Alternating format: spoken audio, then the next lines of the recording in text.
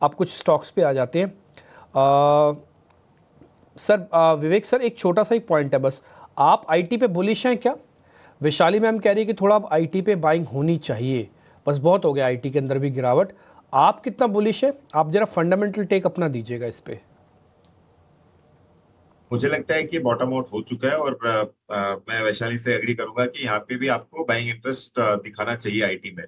और एक कुछ हद तक जो आईटी फंड्स वगैरह होते हैं उसमें हमने भी क्लाइंट्स को रिकमेंडेशन दिया हुआ है कि आप यहाँ पे निवेश कर सकते हो।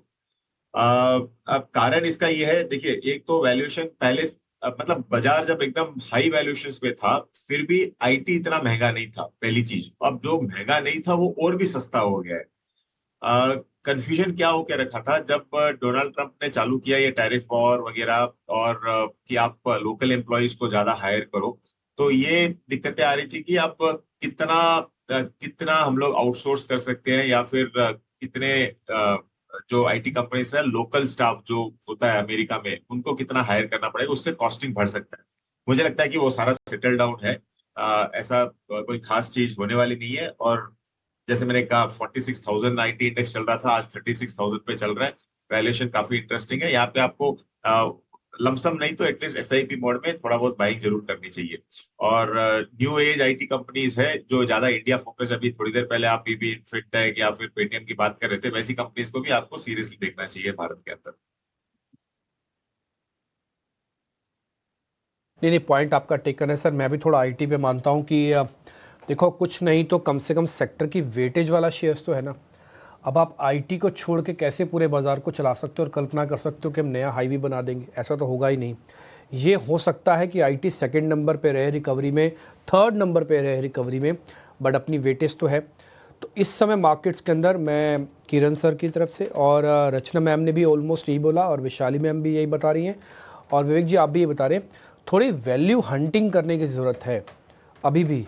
तो आप करते जाओ और by right and sit tight करके बैठो। आई होप सो कि जो ज़्यादातर एक्सपर्ट्स कह रहे हैं कि दिवाली तक हम 24,000, 24,500, कोई 25,000 भी बोल रहा है, अगर यहाँ तक भी आते हैं ना तो एक अच्छा प्रॉफिट होगा आफ्टर कोविड। जैसे कोविड में प्रॉफिट हुआ आपको उसके बाद का, ये भी एक ऐसा ही फेज़ है जिससे हम पार पा रहे हैं।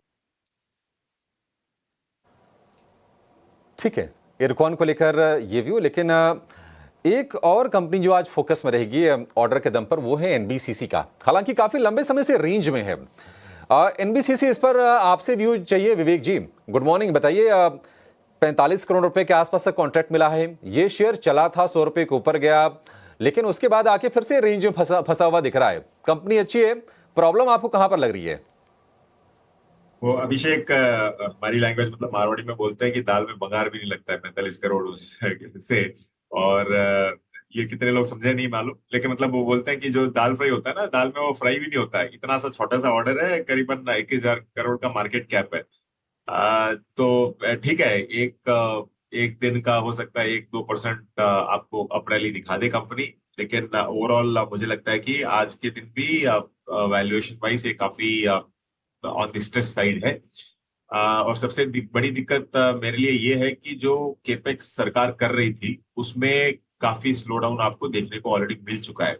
तो जो पहले जितना मतलब अग्रेसिवली ये लोग इंफ्रास्ट्रक्चर में जा रहे थे, उतना अभी जाएंगे नहीं जाएंगे, खर्चा होगा नहीं होगा इस साल, ये मुझे अभी भी डाउट है। तो इसके लिए थोड़ा सा आपको सावधानी बरतनी चाहिए यहाँ पे।